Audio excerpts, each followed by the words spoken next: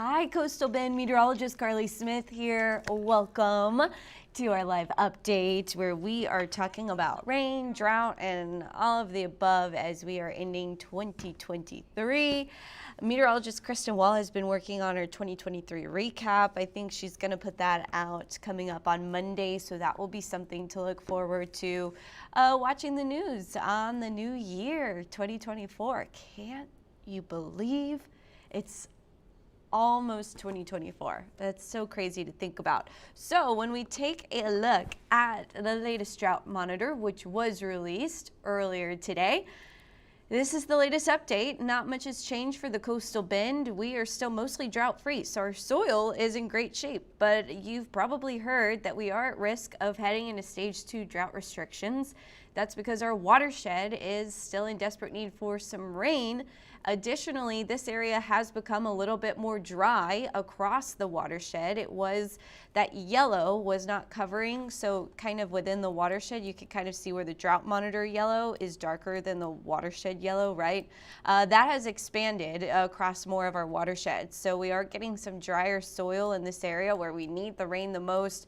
The worst drought conditions, of course, still in the hill country, which is really unfortunate for that part of Texas, which tends to be the greener part of Texas.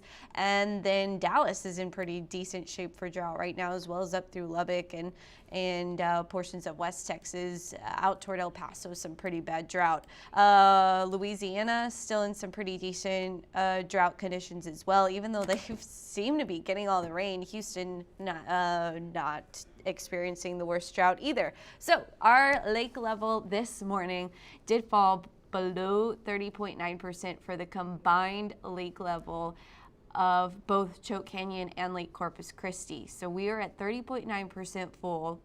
Stage 2 starts at least at 30%.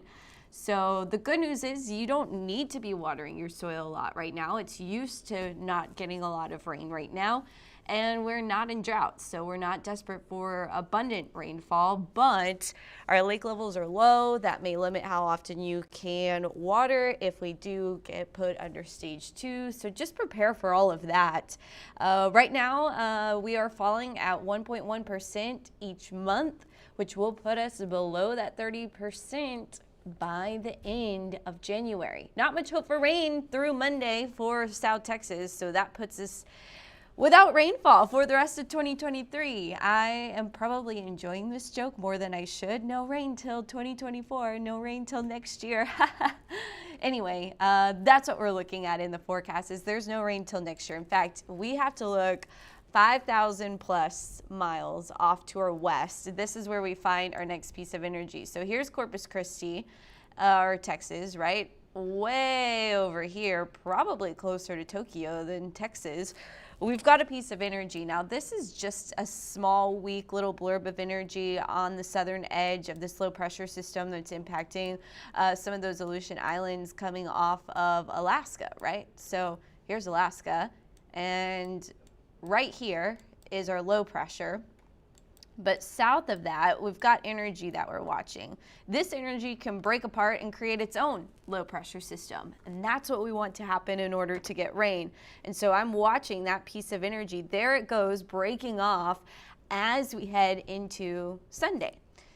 A weak low, a cutoff low, expected to try to develop off the coast of California by the time we head into Sunday. So we'll get a good idea of if this low is developing on Sunday and how much rain we will be seeing by Tuesday of next week. That will be the best forecast. Once the low has officially developed, we'll get a really good idea on how much rain we see. As this low, the good thing, or why this is so important, is this low needs to tap into that Pacific moisture in order to bring us some rainfall. A lot of our cold fronts lately have been dry continental air that moves in behind the front, and we just don't get a lot of rain out of that, or any rain at all. And that's what we're looking at this weekend even, is dry continental air. So that energy, this is gonna get all kinds of messed up, but that energy that's coming in over the weekend, I believe, is going to be that up near Minneapolis. So yeah, that kind of, well, first, Sunday, we're going to get really warm air coming up off a weak little trough that's over Los Angeles right now. A warm front almost pushes north before that energy to our north tries to push it south. So that's why this New Year's Eve front is not going to be very strong, because we're going to have that Pacific moisture in the upper levels of the atmosphere coming in. But that's going to provide us for some rainfall, which we need. Does it look like a lot of rain? No, unfortunately it doesn't, but at least there's a chance, right? For now, enjoy these picture perfect days across the coastal bend. Like, these are some of my favorite days, especially in the winter when it's cooler, where our highs are only in the 60s and we've got sunshine. It's like, oh, so amazing to be outdoors. 57 degrees right now at 10 a.m. We'll warm to highs today in the mid 60s. We'll see those northerly winds shifting a bit easterly, so we get a little bit of onshore wind. A few clouds trying to develop overnight may not allow our temperatures to fall into the low 40s. We'll maybe stay in the mid to upper 40s tonight, but overall our dew points are still low, so we still have a decent chance of falling into the low 40s and upper 30s both Friday and Saturday morning as well. So when we break down what's going to happen at the surface with all that upper level stuff that I talked about, so this was our front that moved through overnight, which has us cooler. Yeah, we are going to be cooler today. We made it into the 70s yesterday. We'll be in the 60s today. High pressure responsible for all of our sunshine. That's going to park itself over the coastal bend, keeping us rain free for the rest of 2023. So no rain in the forecast as we head into Sunday. We are starting to see that front approach. The front does not pass through until Monday morning. Now there's a slim chance we see a little bit of drizzle or a little bit of rain with this passing front, but overall that looks slim to none. We will see more moisture, we will see more cloud coverage, but our next shot at real rainfall is going to come Tuesday right here as that front lifts back north as a warm front to approach this low pressure system. So that's what we are going to see, is this pass is that low. If it develops, that's our next best shot of rain. But as you can see, we're not seeing those really dark green or yellows or reds showing up. So it's not going to be a lot of rain. Zach says the rain hates the coastal bend. I wish it was as simple as that. But for your New Year's holiday, we talked about this in depth yesterday. Not a lot has changed. 77 on Sunday, 65 on Monday. Wind is out of the north on Monday. It will be breezy. That's the biggest concern I have heading into the holiday is fireworks and wind. Those do not go well together. Here's a look at your 7-day forecast. We'll end it here. I'll make it go live full. I'll see if anybody has any questions. And otherwise, I hope y'all have a happy new year. Maybe we'll do one of these tomorrow.